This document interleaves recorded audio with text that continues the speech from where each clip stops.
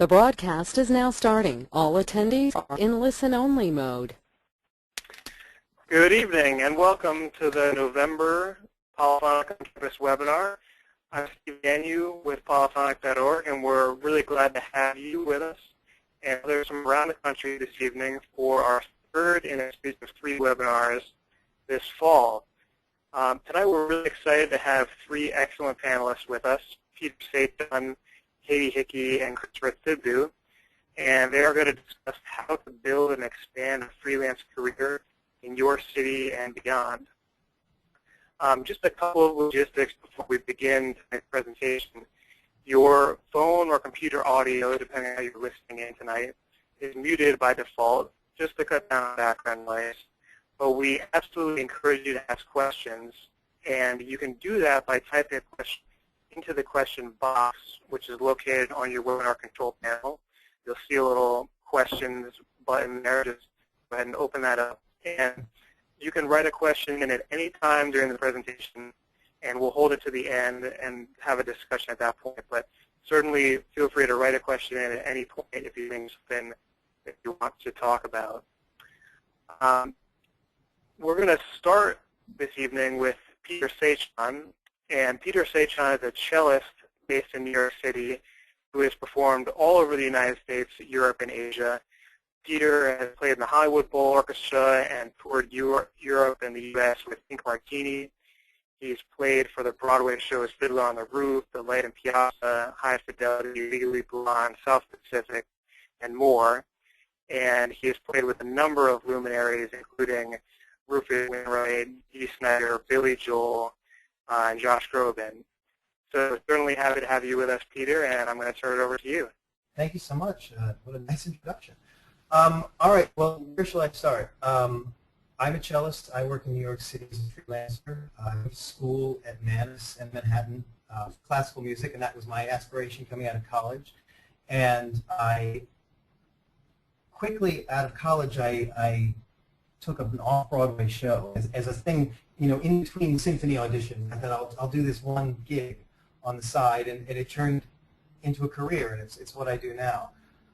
So as a way to start, I thought it would be nice to talk about what it means to be a freelancer in 2013. And I think for people like us and many of the people who might be listening, we went to conservatories or to universities, and we studied a classical tradition and a way of thinking about music and a way of approaching the world. And I love that tradition, but in terms of working as a musician in the present day, we have to span the tent of what we think of ourselves, and so that we're more than a classical musician. We're a multifaceted musician. We're someone who can do anything because we're grounded in the classics and we have the technique, but we can use that to see what other people might be trying to do in any given genre, and maybe we can help them achieve their goals. So as part of that, we're taught, you know, to read music and to do theory, to do that really well, but we should also be composers and arrangers and improvisers, not only because it makes us more complete artists, but it also allows us to interact with the world in many different ways, and many of which will pay you, which is really the point of it. At least for me, you know, I want to do this. I love what I do, but I'm only going to work if I get paid. And so in order to do that as a musician, I found the best way to do it is to be very useful in a number of different aspects of music making. We have one more, the next slide, right? Could you show that one? Yes, there it is. Be useful. What I mean by that is it's becoming easier and easier for someone who needs, say, a cellist on their classical album or their video game album or their rock album. They can call 300,000 people, and they're graduating 50 new ones each year. If I'm just a cellist, I'm not very interesting and I'm not very useful. I'm much more useful as a cellist who also knows about lots of different other aspects of making music. I would throw out at the top, I would say amplification, microphones, digital audio workstations, notation programs like Sibelius or Finale. Knowledge in using all of these programs not only, you know, makes your life more fun and interesting, at least I think, musically, but also when you get called for a session, let's say, and the person in the session is trying to achieve a goal, whether it's like, oh, I want to sound, I only have a violin and a cellist, and I want to have it sound more full. They may not necessarily know how to go about that, other than saying, oh, we'll just double the tracks. You know, you as a player who knows how to use Logic or how to use tools are able to offer advice in this fictional situation. You might say, you know, if we were playing for a retrack, so why don't we move over 2 feet to the right like they used to do in Chicago Jewels, the impression of a larger section, the mic is getting the same signal from a different way. And you start to be able to be very useful to lots of different people. And I find that sort of Catholic attitude towards music making and approach and consuming and acquiring music makes you the most hireable person, and that leads to a career, I think. Next slide. Thank you very much. This, I think, particularly, I mean, this applies to all gigs everywhere, I think, but certainly in my particular market, I know that I live in New York, and that market is different from, you know, even other cities like LA. But I think in all of these cities, or even, you know, in Boise, the easier you are to deal with in all ways, both with your employers and with your colleagues, the more likely it is you're going to get hired again. And I think when I wrote Focus on the goal of the gig, and what I mean by that is I know that classical musicians in particular, the way we're taught to approach music and to approach thinking about music, will go into like a recording session and like really want to talk about things like bowings in a recording session. And it matters on a certain level, but in terms of focusing on the goal of the gig, the people who are behind the glass, they sound a certain way, and spending time talking about, for example, bowings, while we would think it would be worthy, it is worthy on many levels. As far as working in today's world, things like that are things you want to know. Okay, we just want to make sure that the client's happy. We want to make sure that the person who's hired us to be here is happy. So when I say focus on the goal of the gig, you're focusing on like what you think the client wants, which is the same thing I was trying to describe earlier with knowing about, you know, electric cellos, pedals. I'm just listing things that I know about personally that I try to expand my own sort of usefulness. And in the future, I do that even, I try to do that even in an anticipatory way. For example, I'm recently, I'm very happy about this. I ordered an instrument that I don't know how to play called a mandocello. And I'm telling you about this because I have no idea how I'm going to use this instrument in my musical life here in the city. But I know that once I have it, I can start messing around on it. It's suddenly going to start making me useful to people I might not have been useful to before. And that will lead to further work and further contacts. And that, I'm trying to describe the sort of way I try to swim as best I can. And you have good years and you have bad years, but that's, for me, how I've been approaching working for a long time. Let's see, do I have one more slide? Is that it? Let me see. Yes, the website. Thank you for reminding me. The website is your business card. I'm sure this is not news to anybody watching a webinar, but it is deeply important that you have your website represent what you can do and who you are, and make yourself as sort of an attractive package as possible in terms of being a hired musician. I know lots of people will call me and they'll say, hey, I'd love to sub for you on a show. And if I haven't heard of them, the first thing I do is I Google them, like just because out of habit.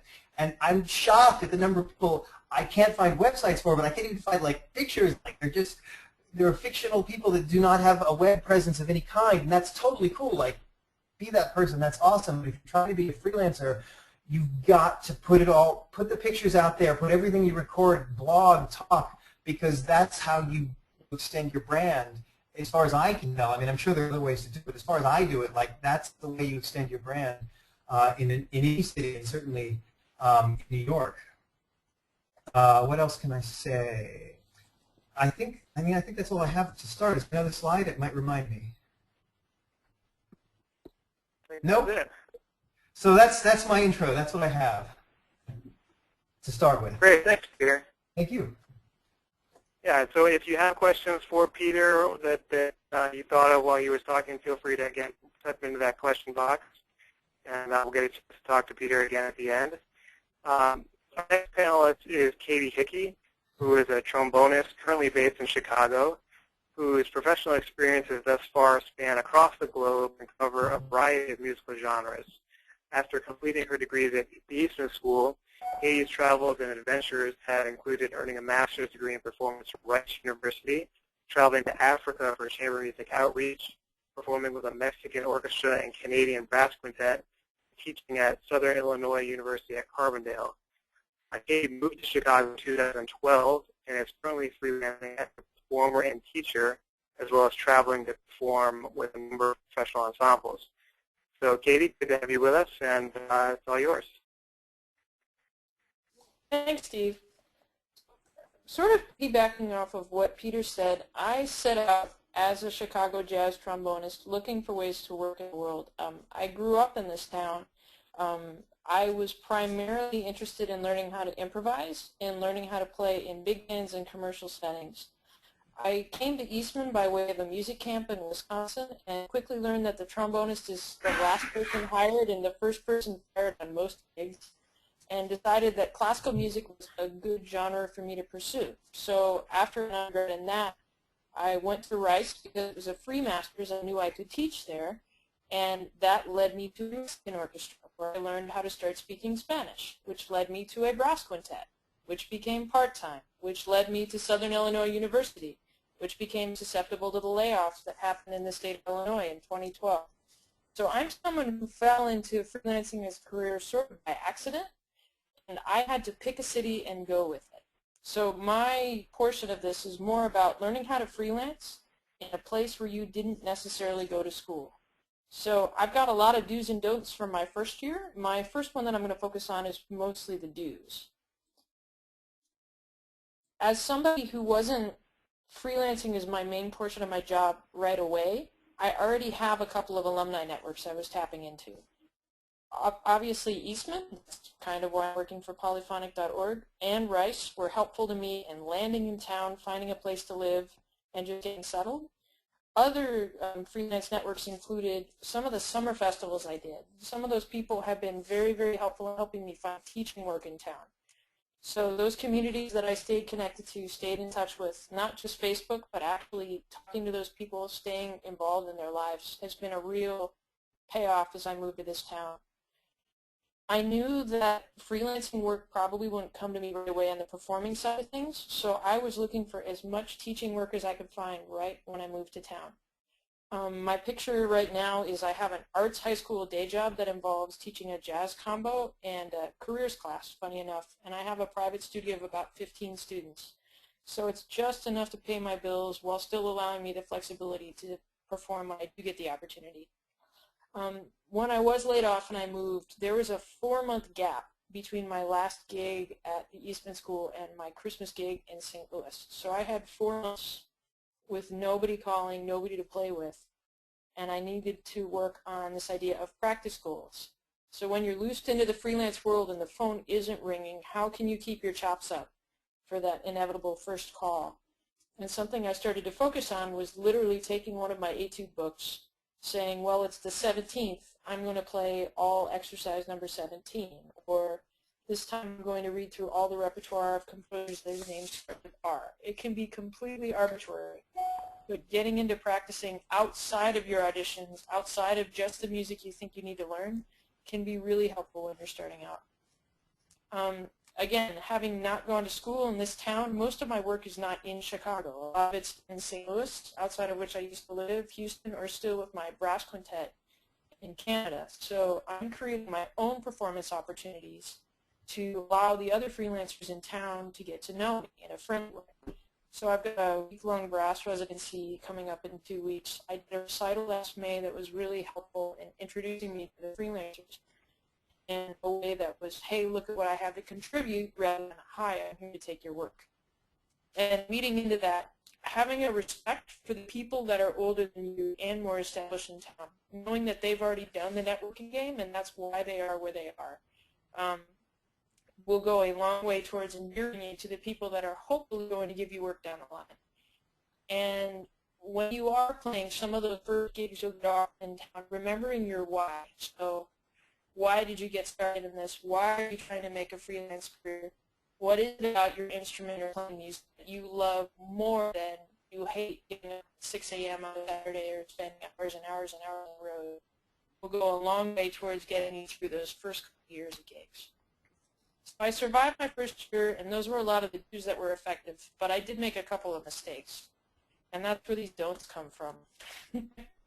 As someone who has a lot of versatility, as Peter was just talking about, I'm kind of a genre mutt. I play wherever there's a trombone, and when I was first trying to make contacts, I took sort of a blanket marketing approach. So I talked to jazz musicians, classical musicians, whoever I could get a hold of, saying, hi, I'm in town.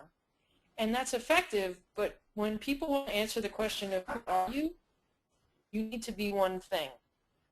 So playing trombone was a lot more effective than, hey, I'm sort of a jazz musician. I can kind of play your music, hire me anyway. So the blanket marketing approach wasn't really useful for me until I was able to say, hi, I have a giant paperclip. As someone coming back to their hometown and looking to freelance, there's a line you have to cross between having been a student in town and now you're a professional that you can make a lot of mistakes with. I had a piece of advice from another one of my colleagues in Canada, which was, don't necessarily go look to take a lesson for somebody. Wait until there's an audition or recital. Ask to play for them when you're preparing for that, because that's a much different situation than saying, hi, can I study with you? It helps differentiate you as now somebody who has done the work and is ready to participate in the professional community. This isn't something that I've committed the sin of so much in Chicago as I may have done a little bit in Canada, and that's expect opportunities or funding from a community in which you have yet to contribute. So as somebody who's starting out as a freelancer, you're an unknown commodity. You may have university degrees, you may be able to play your tail off, but until you've contributed to that community, nobody's going to give you a cent. You need to make the hang, show up at other people's gigs, participate in other people's recitals, and that will be what allows that good karma to come back to you. The last one, and I'm sure this will come up time and time again, don't criticize or join in all that conversation you hear. People bashing local players, people bashing clubs, venues, or local orchestras. It's a really easy way for you to make small talk conversation on a gig, but it's not something worth doing because it will inevitably come back when someone's saying, hey, did you hear about? And you won't get recommended for the gig.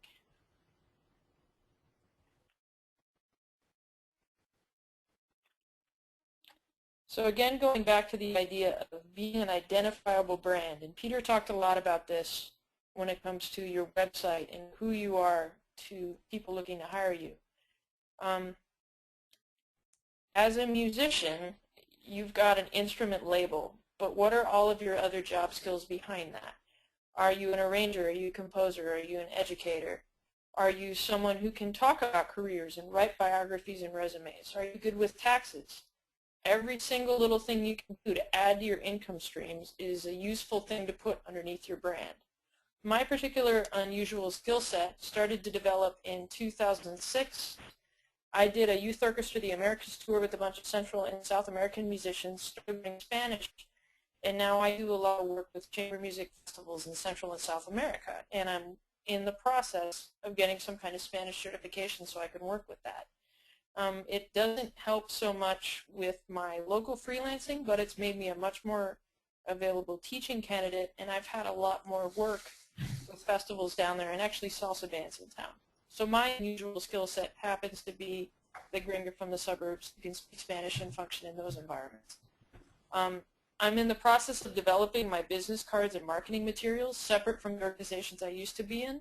I'm actually bartering trumpet lessons to a graphic designer so that I can get something that sets me apart from just the Vistaprint top 10 cards. So having a specific font, a specific logo that represents your company as a musician is something that will go a long way to getting people to understand who you are and all these skill sets you're trying to fit under your brand. Again, the trumpet player who's my graphic designer gives me outside feedback. There's a couple colleagues I have who are between 5 and 20 years older than me that I'm occasionally approaching saying, this is who I think I am I correct? And if something comes completely from left field, they'll let me know that maybe you're stretching, Katie. Maybe alto trombone isn't a place you need to go right now. And it's good to have that kind of objective person making sure you stick to your brand.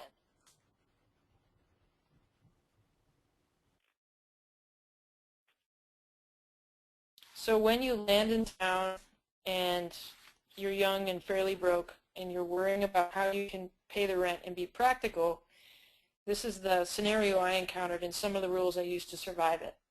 Ideally, you're going to start saving before you end up in a new city, particularly a major city like New York or LA.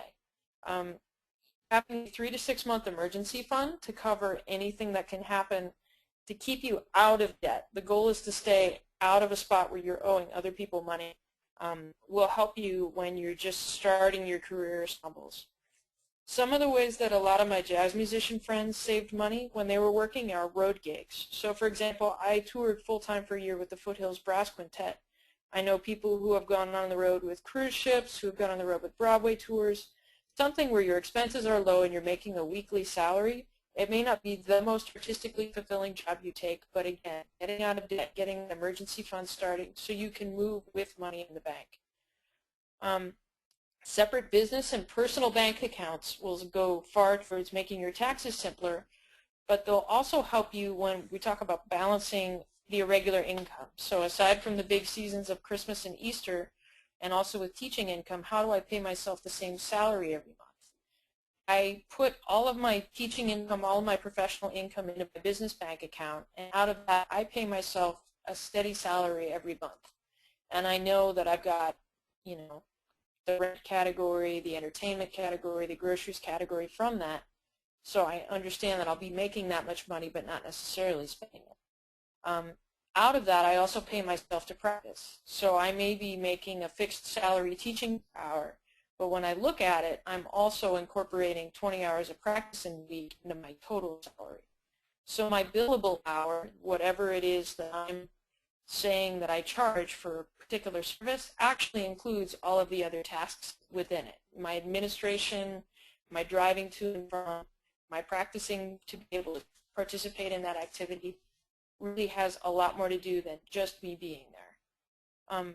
For example, when I first moved to town, I did have the benefit of some unemployment income because I was a university employee. I was looking at a bottom line of $2,500 a month. So I broke that down into my rent, into my, my health insurance, my retirement savings, my groceries, my gas, and everything else out of that. And I knew with that sample budget that regardless of how many gigs I took, that was how much teaching I needed to have to be able to make it. So that's had a lot to do with how I do or do not take gigs based on my artistic bottom line.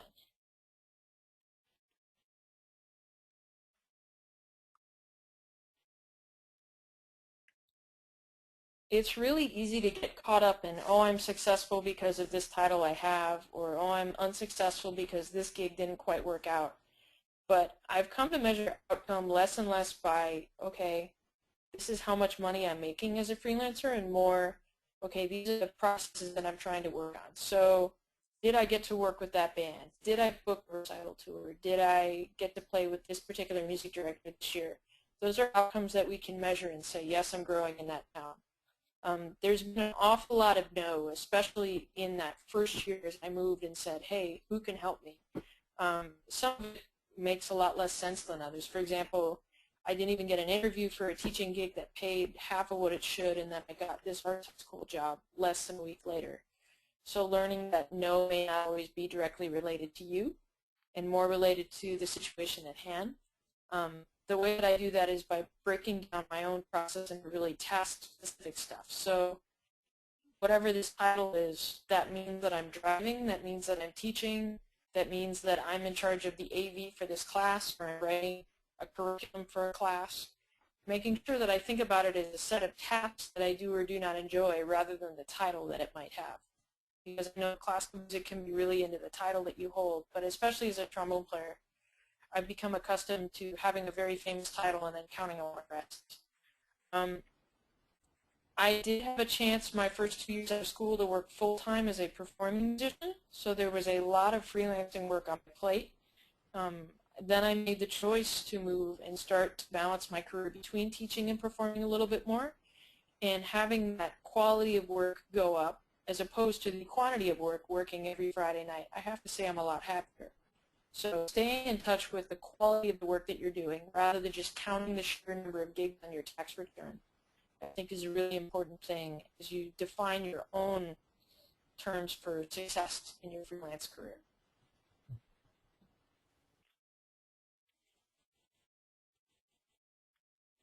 All right, well, thank you very much, Kate.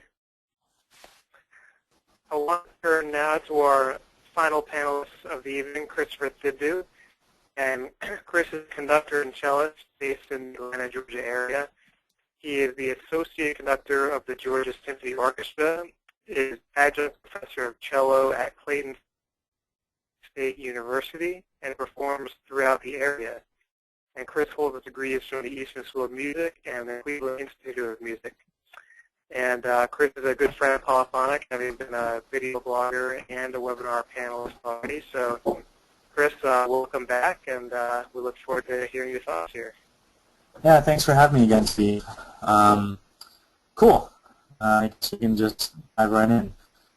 So I'm going to speak more about just general overarching ideas and strategies, and a little bit of kind of fatherly and motherly advice on how to freelance. So yeah, I am in Atlanta, and they call it Hotlanta, which I found very amusing. And Connecticut is home for me. And fun fact number one, I've been called a Yankee 5 times in 2.5 years. First time, I was rather stunned, like, wow, that really happened. And now it's less surprising. So, okay, onwards and upwards.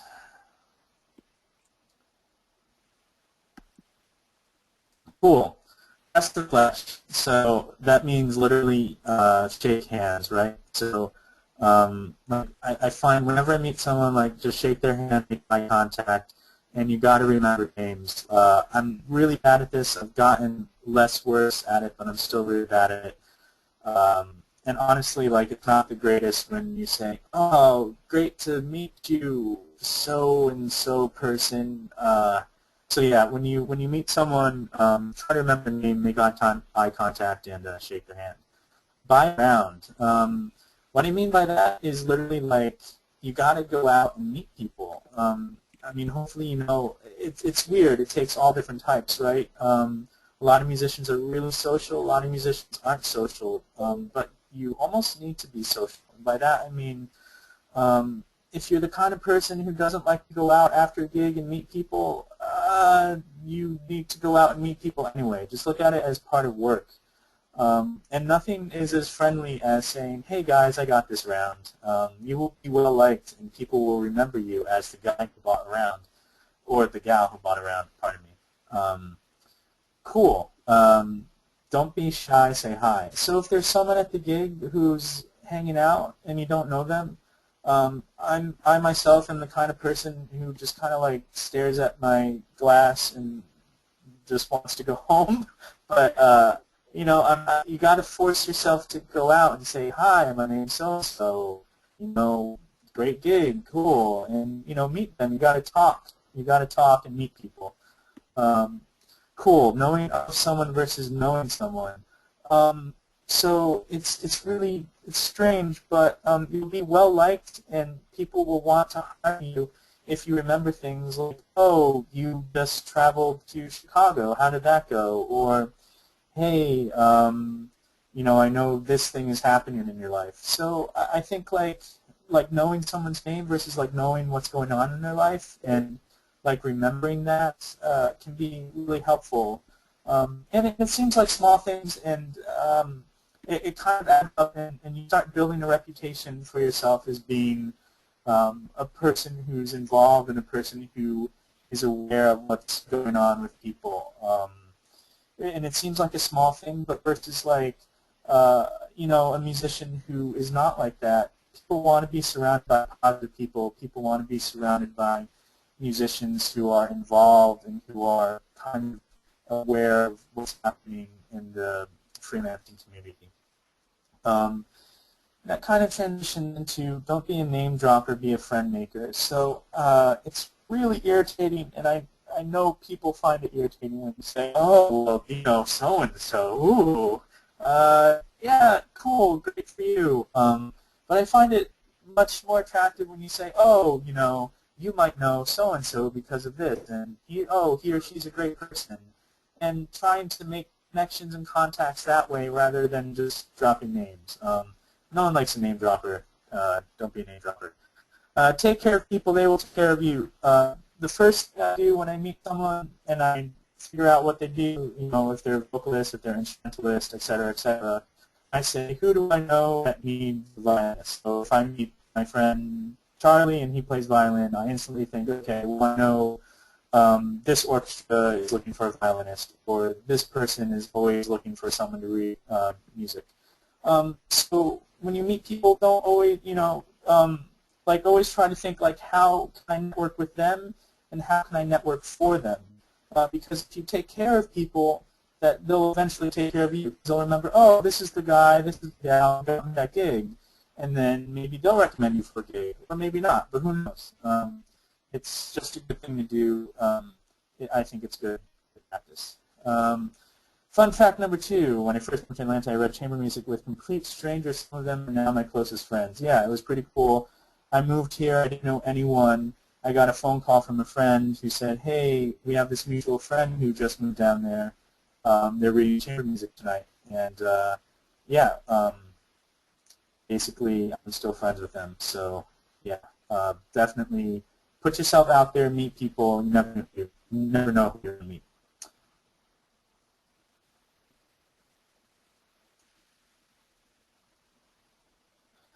Okay.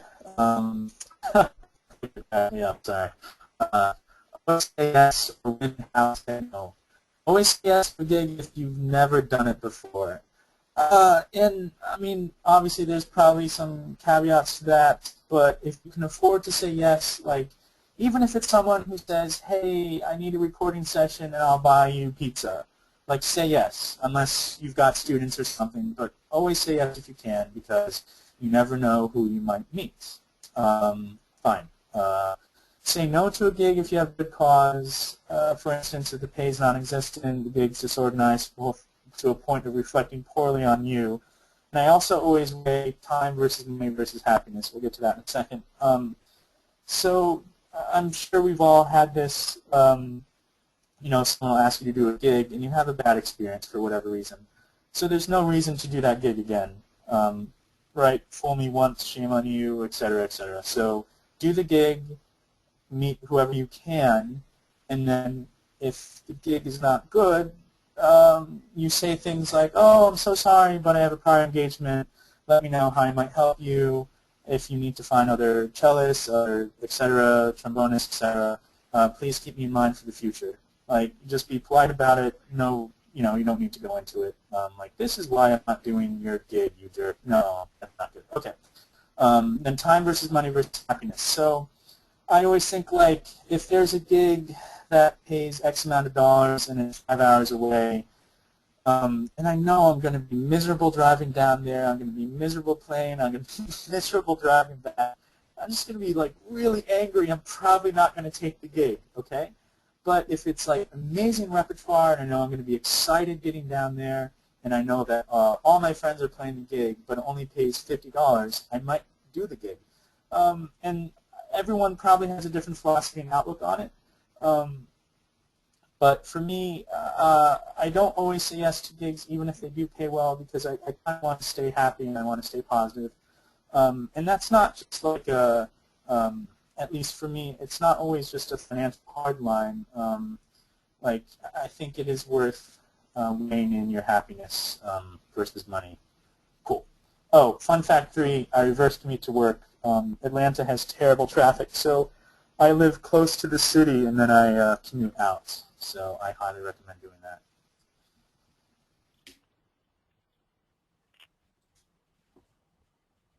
Cool, last thoughts. Be positive.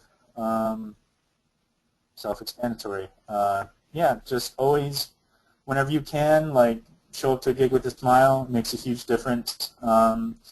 Keep your friends from undergrad.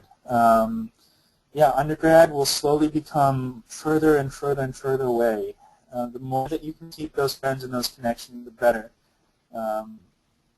And whenever you move to a new city or you're freelancing somewhere, find new friends or a hobby. Take up something interesting if you can, if you have the time. It will help keep you sane. And everyone needs friends, so make new friends great. Be smart when it comes to dating. Oh man, let me tell you what, that could be a whole new polyphonic blog here. Yeah, you know, don't, so many cliches, but like obviously musicians are awesome people, but you know, you got to be smart when it comes to that, because then you break up and then some people like you and some people don't, and then when you gig with them it just becomes awkward. And I'm not speaking from personal experience, I promise. I'm just observing it. Okay. Keep it to yourself. This is piggybacking on a lot of what's already been said. Don't join in on negative talk.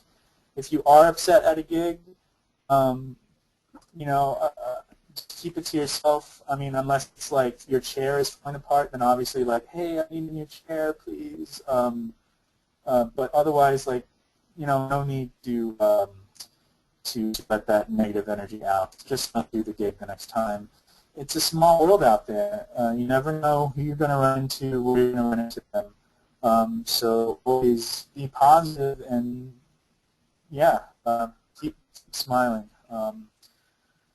Fun fact number 4 is difficult to think of more than 3 fun facts, but I did just think of one, and it kind of goes along with the small world out there. Steve, Daniel, and I actually went to high school together, so there's your fun fact. Whoa. Oh, that is a fun fact. Yeah. All right, and that's my statement. Great. Well, thanks, Chris. Really great information from all 3 of our panelists, so we really appreciate you all being with us tonight. And I want to turn to question and answer period now. We've got a number of questions that have been submitted from our attendees, so thanks to those of you who've written in already. Just to remind you that there's a question box in your webinar control panel where you can type in a question, hit submit, and we should have plenty of time to get to your questions. I want to start with a question here from Kenneth, who asks, what's the best way to find out who the contractors in town are? I think you kind of find out very, very quickly. At least from my experience, when I came here and I met people, they were very nice, and they said, you need to meet this person, you need to meet this person, and so, and they're the people who are the contractors. I don't know if it's like that in every city, but you could also go on, like if you look to the different regional orchestras or smaller community orchestras, what have you, if you look at their websites, usually the personnel managers will be the people that you want to get in touch with. And also, if you join the local union, you kind of get your name put in the union book, and that's helpful too. But I'm sure Peter and Katie have some things to add as well. Well, I can add, hello, I can add in New York it's different than that. There's lots of different contractors in New York. There's a group of people that will do Broadway, and then some of them will also do rock shows, but some of them won't. They'll do other kinds, you know, Barbra Streisand tours, things like that. But then there's other contractors who do just scoring sessions, and other ones that just do classical music and chamber music. I find, at least in New York, it's the catch-22, but doing the work, being at the gigs helps. If you're in New York, I would recommend, as many people do, finding out who's doing the gigs that you're doing and writing them an email. But not about introducing yourself, but like going to see them play, or Katie said earlier, making yourself valuable to that community. It's the same in the city, but I guess it just sounds like there's lots of different kinds of contractors, and not only contractors, but people who will hire you, which is one and the same thing. It's whether they're officially called contractors, like it's on their business card, matters less, I think, than just than getting the gig. Yeah, I think it's been funny because this is the third city that I've sort of integrated myself in as a freelance player. And I remember in Houston, there were 6 very obvious contractors that I worked for. And some of them worked for the church scene, some of them worked for the musical scene, and some of them worked for a lot of the other arena shows in town. And then when I was in Calgary, it was a much smaller market, so I started working with the symphony, and that's how I worked for Chicago's a little bit different from what I've seen, from what other people have told me, and that it's less about the contractor and more about having to know the players. So I've had to do a lot of searching around. I am a member of the union here now, but the contractors are much harder to find, and they don't make their names as available. So more than getting to know the contractor, I've had to get to know the individual players. It's been a surprise to me sometimes who's ended up contracting me for gigs that actually pay better than some of the more well-known people in town, just because the contracting work is a lot more egalitarian or a lot more spread out. And that may have to do with the fact that it's a more secondary market, or just that the work is a lot more diverse, so there's a lot more people doing it. So that's been my experience here.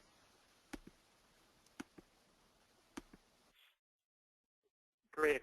Another question here from John, who says this question is for Peter, but Chris and Katie may have thoughts as well. The question is, how do you go about starting a website when you don't have much money and put towards it? What are good starter places to build one, and is a package better than getting a separate domain name than hosting your site yourself? All right. Well, I can tell you I didn't pay much of anything for my website. I did it on iWeb, which was a computer program that comes with every Mac, or it used to. And barring iWeb, there's also WordPress actually has a number of templates, they're called. You don't have to do any HTML programming. You just pick the template and then you tweak it. In terms of the hosting, you can get ripped off pretty easily, but quickly I would just say you would go to something like dreamhost.com, and you can get you can register so-and-so.com and then have them host it. I mean, it doesn't cost very, it's $10 for the domain and maybe $50 a year for the hosting. And then past that, WordPress, you can use that for free, or you can pay them a very minimal fee. It's it's less than $50, and you can suddenly have you can do a redirect, so it doesn't say WordPress so that just as far as the visitor is concerned, they're visiting a normal website. There's ways to do it, and I would suggest doing that. Pictures, everything that's in there was just learning how to put up pictures and links. Like, there's nothing that I think anyone couldn't learn to do rather easily. Just Google it. Anyone else? I would just piggyback really quickly that the creative community usually has some kind of barter system inherently attached. So for example, I teach a trumpet lesson, and that's where I'm getting my graphics from. So when everybody's broke, or especially when you're in college, finding talented people to do it for you if you don't have the time, usually you can find some way around spending the money. But I did the same thing with starting with the WordPress, so that I got around the HTML. Yeah, totally agree. Like, I actually have a friend who has a really nice camera, and she's going to do my headshots, and we're bartering that way too. So always look for people who will be willing to trade. Okay, another question here. This one comes in from Danielle, and Danielle says, I'm a singer, and we don't often work with contractors. How do you tactfully gauge the level at which musicians of your experience are getting paid for gigs in order to give potential clients accurate quotes?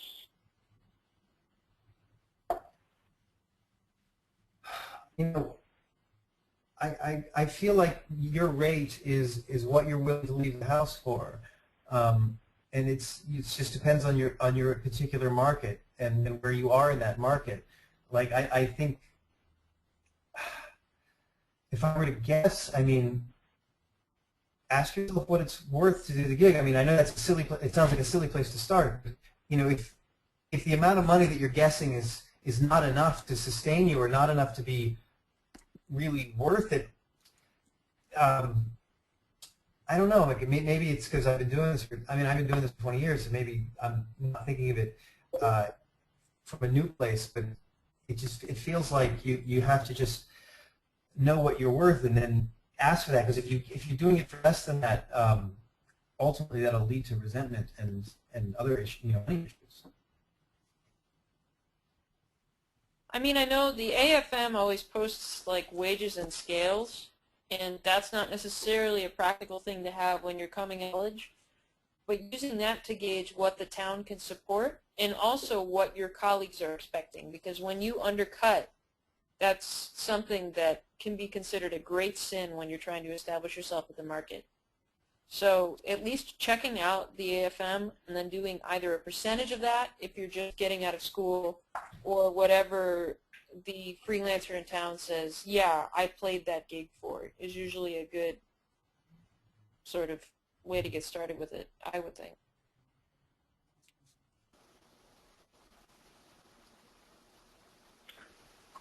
Okay, great. Another question, sort of back to websites for a second.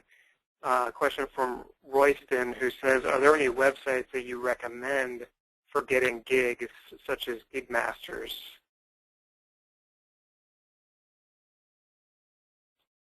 I have never gotten a gig from a website, and I don't know how else to say it.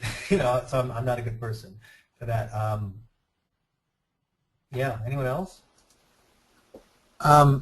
Yeah, that's really interesting. I'm probably going to cause a lot of gasps in the audience, but I'm like really in the dark ages when it comes to like the media technology presence. Like I'm not on Facebook. I don't have a website. Yeah. That's what I was describing. Totally. Yeah, I know. I'm sorry, Peter. Please forgive me. Oh man, it's cool. It's totally cool. Yeah, but I've heard that people get gigs through Facebook. Have either of you guys had that experience? That's how I've gotten most of my Chicago gigs. Yeah, I've gotten lots of gigs through Facebook, totally, and it's always from people who I didn't know would ever hire a cellist. We became friends because you meet them in whatever professional or social situation, and then they suddenly need a cello, and they find you on Facebook. Yeah, Facebook is totally a good source of income. Facebook is, yeah, how you get outside your circle of like instrument people. Right. Yeah, but as far as Gigmasters and all of that, I mean, my experience has been easy come, easy go. I've never accepted a gig from a site like that, but the gigs that I have taken that have been listed auditions or have been things I've found on the internet versus things that have been recommended to me, the stuff that's been recommended to me of personal networking is usually of higher quality than the stuff that I find a posting for. If people need to post for it, there's usually a reason why they're posting, or they're finding you on a cattle call website like that. That's kind of all I have to say. Gigmasters is sort of the Craigslist of a lot of that.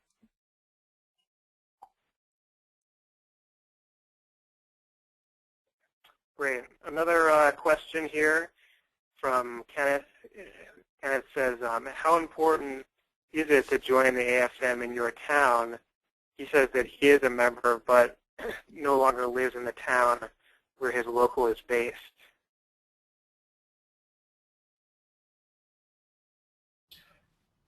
I guess I'm going first. In New York, you have to be a member for the majority of the gigs, but certainly not all of them. I know a number of musicians and colleagues who are not members of the union, and there's a deep enough market for freelancers in New York that they work. But when you get into sort of the bigger venue things, they're union or you want them to be union. I personally would want them to be union. Don't get me wrong, I have lots of issues with the AFM, but as a general rule, I think it benefits us all to be in a union so that we can collectively bargain. I think joining the union when you're still a student and you can get the joining fee waived is a great idea. I had to join to do a long-running Broadway show in Houston, and then I've made a point to keep my union membership ever since. In Chicago, it's not a hard and fast rule. I know it's different in Los Angeles. A lot of my friends there say it's pretty cutthroat about are you or are you not a union. To me, it's important because that's how I get my cultural exchange letter to work in Canada. So it's proven to help me cross borders and work in environments that I might not otherwise be able to work in. So that was one way that I found it useful. Yeah, I would say it must vary city to city because Atlanta sounds similar to New York in that some gigs are union and some gigs are not. I mean, the biggest perk that I could see is you get your name in the union book, and I know that there's been a couple kind of panicky moments when I can't find anyone to hire, and I grab the old union book and just start punching numbers in the cell phone. So that's always helpful.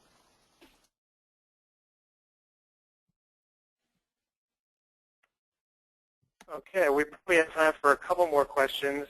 So if you have one that you want to get in, go ahead and write it in now. I'm going to maybe lead with the second to last here, which comes in from Stephen. And Stephen says that as a classical musician, he's been advised that doing a doctorate would be a smart way to integrate himself into a new city or a new country, but many jazz musicians seem to think it wouldn't be.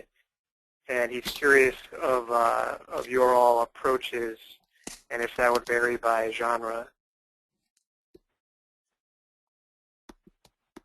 Well, for me, the doctorate is not particularly helpful in terms of the type of musician that I am, which is a freelancer. It's helpful mostly, as I understand it, as a teaching degree. For colleges and universities, when I was doing this, it was the master's. I think now the doctorate is like you have to have the doctorate, and that makes you an attractive hire for them, and that's awesome. But as far as integrating yourself into a scene, I think it does do that, but it integrates you into an academic teaching scene. And if that's the direction you want to go, then I would highly recommend it.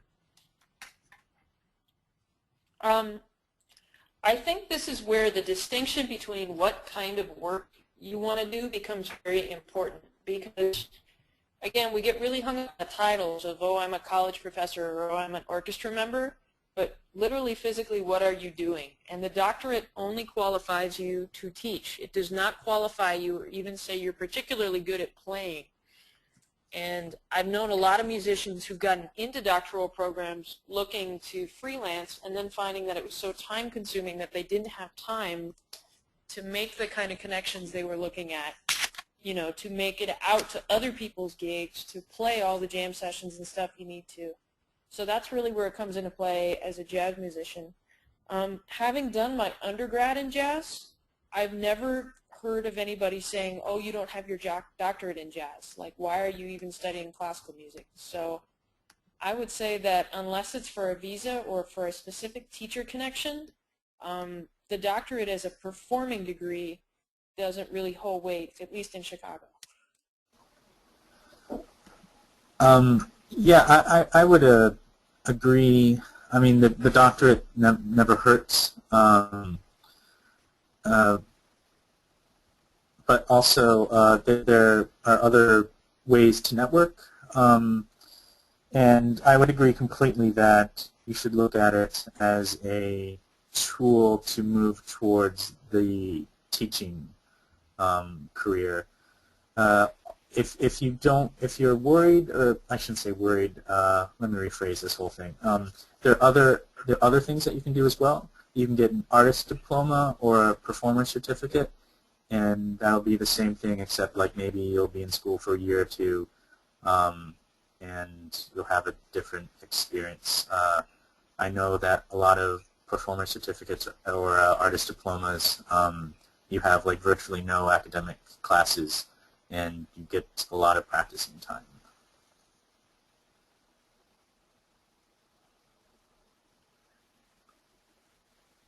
Great. Well, with that, I want to go ahead and thank our presenters this evening for taking the time to be with us and share their experiences and thoughts. Peter, Katie, and Chris, thanks so much. Thank you. I want to thank. Thank you.